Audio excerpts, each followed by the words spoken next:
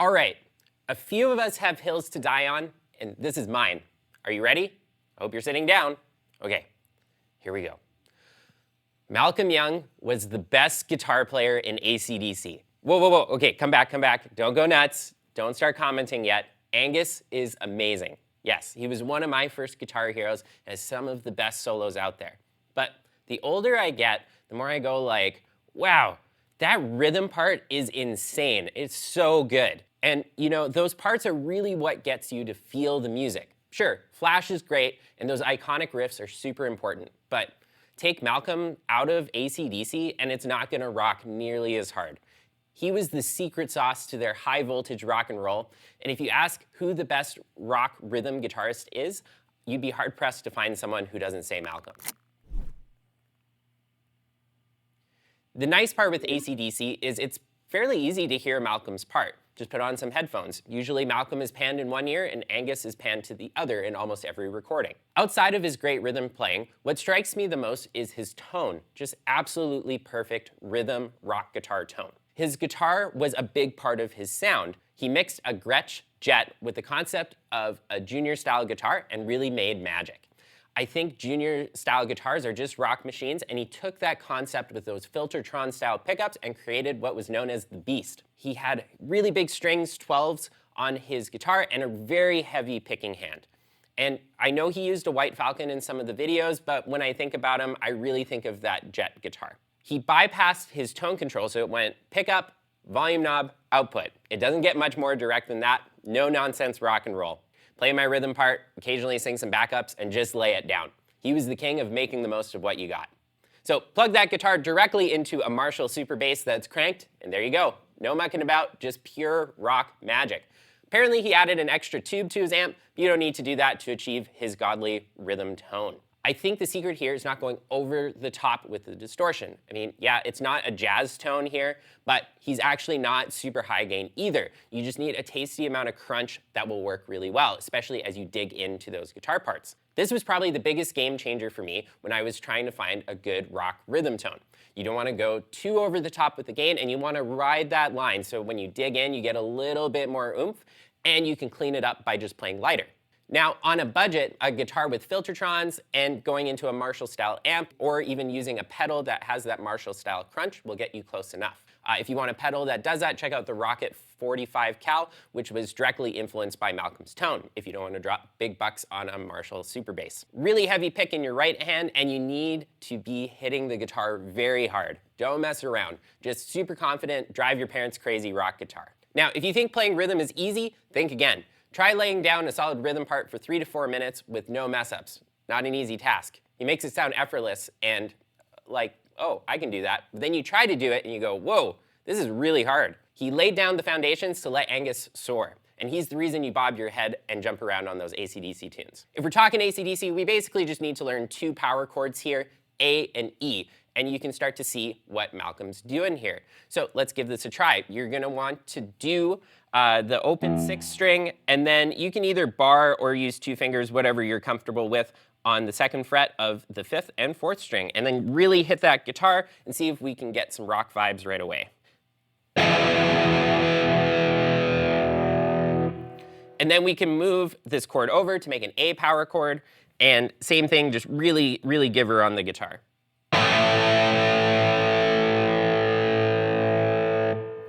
So let's do maybe just 4 E's and then 4 A's, and we'll see if we get those Malcolm vibes.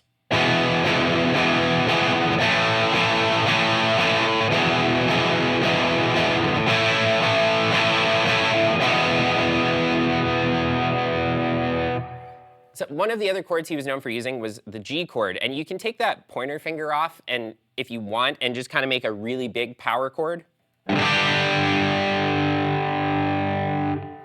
And then as well as D and a B power chord, which is on 2, 4, and 4. So if you mix those chords around, you're gonna start sounding a lot like ACDC and Malcolm Young in particular. I'm just gonna mess around with some of these chords, and it's not a particular ACDC tune, but you'll start hearing the vibe right away.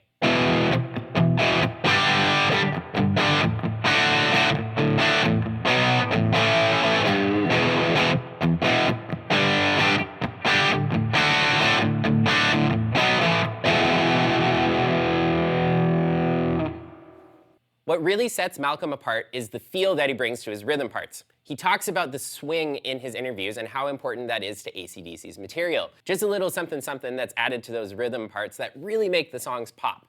That's really the hard part of what he does. The band has to be cooking, as they say, and he's the main ingredient for that. Let's check out a few tunes and hear Malcolm's part to see what he's doing here. So let's take a look at Meanstreak. On Meanstreak, it's a really fun single note idea. I know he's known a lot for playing chords, but I thought this was a really unique example for him. He's actually playing just a single note line underneath Angus's part. Very, very cool. He's gonna play the 3rd fret of the 4th string. Then he goes to the 1st fret of the 3rd string, going to the 2nd fret of the 3rd string. Very bluesy move.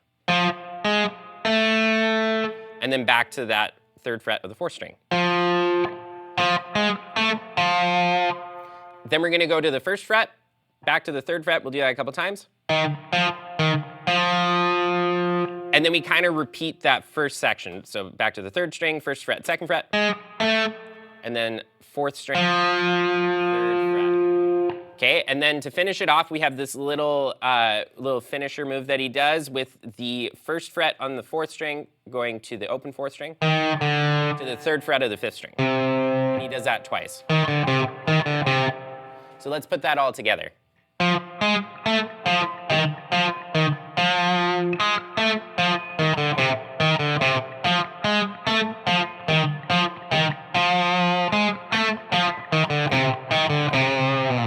So the last step to this is really adding that character and that attitude, and I feel in this tune you really hear that swing that Malcolm loves to talk about. You really have that feeling that really leads to kind of bobbing your head and making this tune just rock super hard.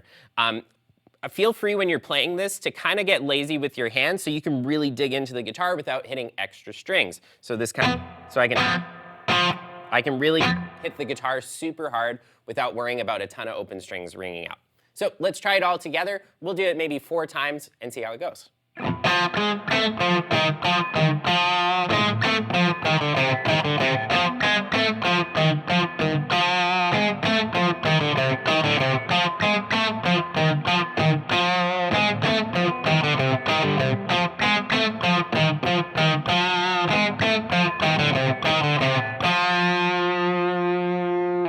You may have noticed I was adding a little bit of vibrato to some of the notes. You'll see he does that sometimes on his chords, just to add a little bit more character. Totally optional. The next tune I want to show you is a classic, Thunderstruck. And there's a million tutorials on Angus's part, and it's super iconic and definitely a recognizable part of the song. But I want to focus on Malcolm's part, which is super cool. He's kind of playing a B power chord the whole time. And this kind of defines his rhythm playing for me. He hits the chord super hard, but he's splitting it up into kind of the low parts of the chord. So he's playing a 3-finger power chord on 2, 4, and 4. And he's kind of thinking of it as the low part and then the high part of the chord. And that 4th string can kind of fall in either one. I wouldn't stress too hard about it. It's really hearing the difference between the 5th string and the 3rd string. So you'll hear he does this quite a bit.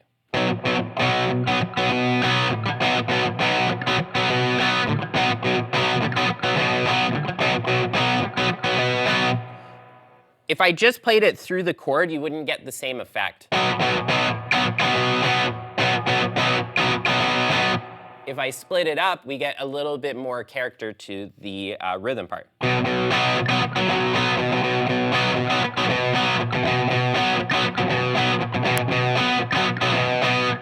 And a lot of this just comes with practice of getting used to splitting up this chord. You do need to be a little bit more precise with the right hand, but don't let it stop you from really digging in on the guitar. So the next tune I'm going to show you is Let There Be Rock, and we're going to talk about this really iconic rhythm part to this tune. He does a trick that he's known for doing on this G chord. So instead of kind of making a G power chord, he's actually going to use his middle finger, play this, play the 1 string, mute the 5th string, and then add the open 4th and 3rd string. So it's actually the same as this, but in a new position. If you want to play it safe and add in the rest of the chord, that's fine, but you don't need to. And if you hit some of the extra strings, it kind of works on this chord, so don't stress too hard about it. So we have this kind of G power chord going to an E power chord, and then back to G, back to E, E, and then he goes up to A, so G to A, and then back to D to E. And the trick in this one is keeping those E's, the low 6th string, chunking in between those chords. That's what really adds some of the momentum to this tune. So let's try it out really slow just to see what's going on.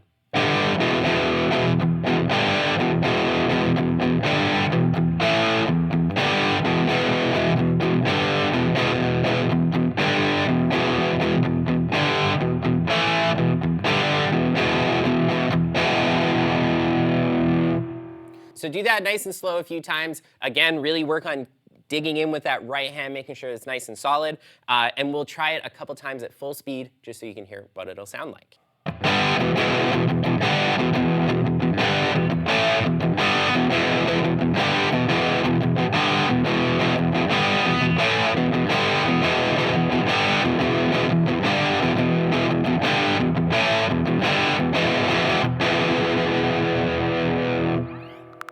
The next song I'm going to show you is Shoot to Thrill. Again, Angus has a really killer part in this, but if you really listen to Malcolm's part, he does some really cool stuff. There's a little bit of an awkward move that he does on the D chord. We'll call that optional, or you can kind of change the fingering a little bit from how I'm going to do it to make it easier on yourself. But let's check it out. So basically, the riff is more or less going from G to D. So we have like this G to D, and then we have D going to A. This really sets the rhythm apart from other rock tunes. He's gonna play this D chord, and he's gonna actually reach down for this 4th fret on the 5th string to get him down to an A power chord. This is a really nasty move. If you wanna just ditch the D chord altogether, that's totally fine. If you wanna challenge yourself, try to keep that D ringing out. Let's give it a try, maybe 2 times slowly, just to hear it.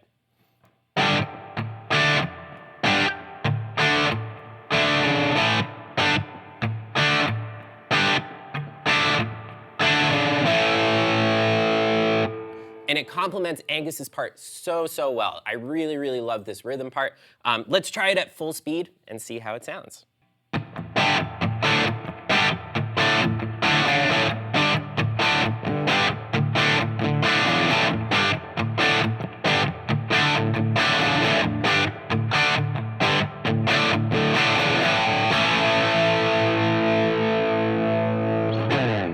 Next time you listen to some ACDC, take a closer listen to Malcolm's part, and you may be surprised at how quickly he'll become one of your favorite guitarists. Leave a comment below and let me know your favorite rhythm part that Malcolm played. There's no shortage of great tunes. Thanks so much for watching. I hope you enjoyed this video. If you did, don't forget to hit like and subscribe, and we'll catch you on the next one.